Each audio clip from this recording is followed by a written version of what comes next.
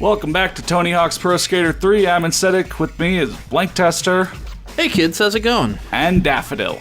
Hello. So, we are headed to the airport in the Gen 5 version.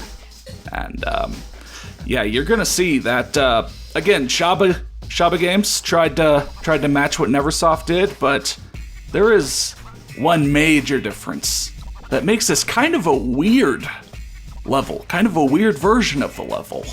And I guess I'll sort of spoil it. You guys remember Gen 6 Airport? It's bright outside, sunny outside, sunny outside, a lot to see. Well, I don't know. Maybe they did the best they could get, but it's pitch black. Oh no! Outside the airport, it feels like they shut the whole thing down, and you're just in here alone at like 2 a.m. Yeah, this kind of feels like a horror game. Yeah, like an apocalypse. Like you're the last man on Earth, and you're skating this airport. Ooh, I mean like the dark fog. Yeah. Is a little bit ominous, you know. Yeah. But I kind of like it. Yeah, it's just kind of the most immediate change. I can't think of really any other Tony Hawk 3 Gen 5 level where they had to change the skybox, the lighting, really. You know? Oh, it looks like this baggage claim is actually slightly larger. Like, instead of being pure, like completely circular, it's kind of extended. Yeah. Oh, I see. I see. Yeah. The layout's mostly there. Mostly intact, though. Yeah. Some of the levels are pretty different, but this one, like, other than the lighting, is pretty spot on. Yeah, and then kind of simplified, but again. So I got a question. Maybe one of you knows the answer to, but I don't know. I'm kind of just spitballing here. What do you think they had access to the Neversoft levels when they were making this game, or was it like a? You think? Because I'm thinking it might also have been that somebody like had a sketched out version of what the layout should be, and both were, you know. Yeah, I don't know.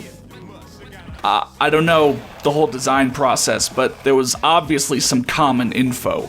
Yeah, that got sent to Shaba. You know, maybe they sent like earlier versions to Shaba, and that's like reflected in the different layouts. Yeah, maybe don't something know for like sure, that. Though. Yeah, because I mean, like Daffodil mentioned, some levels are pretty one-to-one, and then some levels do have quite different sections. I'm thinking of Canada, where on Gen 5, it's quite different in the more natural side of it. Yeah. Where we'll see. Because I'm thinking, like, the way the levels, like, today, like, if we were making this game today, and we had to make for 2 different systems, it wouldn't actually be that difficult, given, like, you know, the advances in technology, for them to just hand over, the completed level, and then, you know, it wouldn't be that difficult to hand over a partially completed level, or even just let them stream the level to the other person, you know? Yeah, well, it's like nowadays the difference with cloud between computing and all that, generations is like... is kind of negligible. Yeah, there's like a much bigger hardware difference between the PS1 and PS2, for example, like we're seeing here. Yeah.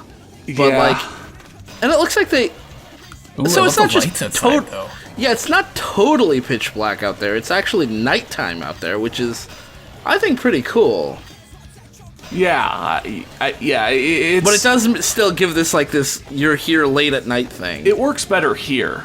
When you're, like, just starting out and riding down the hallway. Yeah. And it's just the fog of you can't even tell not being able to see, all the way down the straight line. Yeah, that's kind of where it's weird. Can't tell if it's supposed to be night or not at first. It's just like something's weird. It's almost like it's a dream. Yeah.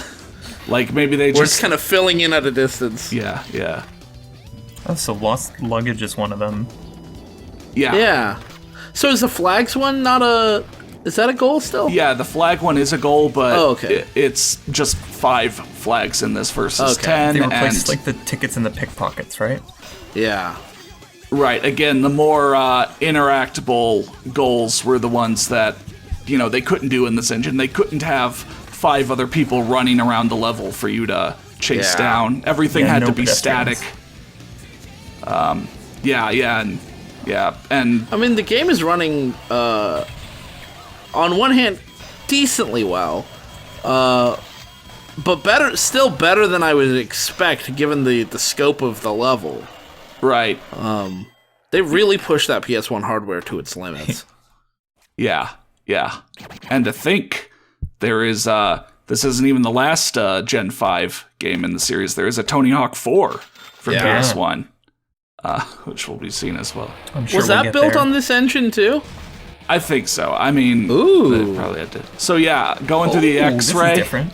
Yeah, instead of the helipad, it's instead kind of like another enclosed area, and that has the hidden board. But it's also not a teleport. It's you actually ride there. That's kind of cool. Yeah, I don't think it was a teleport in the other one. They just played Wasn't that it? like they just had that flash. effect. Yeah, they just had that. They just flashbanged you for going through it. Yeah. Oh, okay. Yeah, Well, then I guess I'm glad they didn't do that again. yeah. All right, so here's a challenge that is to grind the plane that's hanging up there. You know, it's like the Smithsonian. They've got an old plane hanging in the airport, and this is over the course of my efforts. This is going to go from me doing the right thing but getting the wrong result to me just getting more and more impatient that this just isn't working. This is the let's all laugh at Insetic because this fucking goal didn't work. Both airport levels have a goal that just should be easier. Like I said in the PS2 one, though, these quarter pipes are tricky. Yeah, these quarter pipes should really be a little wider. Yeah, and they just decided to stop acting like quarter pipes for me for some reason. So I'm riding further and further back to try to line up more and more, and then just getting impatient, just not even bothering to line up your jump. Just I don't Oh, know. I didn't realize there were Jeep ads in this game too. Oh, there's Jeep ads in every Tony Hawk game. Okay. The sponsors are way more obvious in the Gen 5 version, but yeah, there are like Nokia ads even in the Gen 6 version. Yeah. I feel like almost every Tony Hawk has a Jeep in it. Maybe not the first two, but... Huh. I mean... What was... And there's the Jeep factory in, like, Project 8. I wonder if they fit any goofs in on that sign there. The sign telling us whether the planes were on time or not. Yeah, I don't know. That seems like a good place. There's a lot of text there. I feel like that'd be a good place to fit a goof in. Yeah, like Gen 6, they've got goofs in the audio. You know, when they're calling out planes, it's like, Flight 666 will depart for so-and-so. You know, just like little goofs like that. But, yeah, I don't know about in the text. Yeah. But, yeah, maybe not. But, yeah. It's disappointing that we don't get the audio thing here, but, I mean, it would get lost in the music and all that, so... Yeah. But again, maybe, I don't know, they couldn't do it or something. Yeah, that'd be my guess. Yeah. Oh, there you go. Yeah. Damn. Yeah. And then one more thing to go, one more sign to grind. I don't think I actually get to show it off. Well, I don't think I remember to show it off, but that sign just says, like, welcome to American International Airport. Like, it's... Yeah, I saw that earlier, and I thought, maybe there's some other text out there that I missed. No, yeah. It just says, yeah, okay. Yeah. Ow. But I don't know, once again, there like... it is. Yeah. So once again, like, with the old engine, and, you know, you have these good run-ups, like, really good opportunities, whereas, again, you compare to the Gen 6 version, and you're just expected to, like, get started on a line and then keep your balance as you're just doing a million things back to back to back. Whereas, you know, and again, I've talked about, like, Gen 6 version, you lose your balance kind of easy, so... I don't know, I like both versions. Both versions of the level. You know, over the course of this whole series, which obviously has been years and years and years in the making. I don't mean the Tony Hawk series, I mean the Insetic Let's Play series. Yeah. The rise and fall and inevitable rise again of Insetic 47, Chapter 1, Part 1, prequel. No, go ahead. Yeah. So I've been thinking about like what separates the Tony Hawk games from a lot of the other extreme sports games, especially the ones that do it poorly. And like, you know, sometimes we complain about levels being really open and there being nothing to do.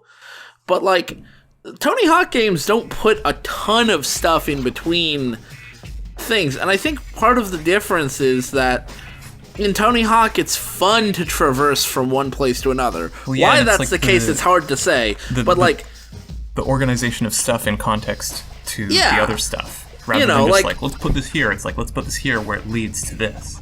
Yeah, it's like, it's not cluttered, which is obviously a problem on its own, but then, like, it's not so spacious that you feel like, all right, I'm ready for the next cool thing. Why am I not getting there? You know? Like, you're getting bored in between jumps or something. Yeah. But I don't know. More food for thought.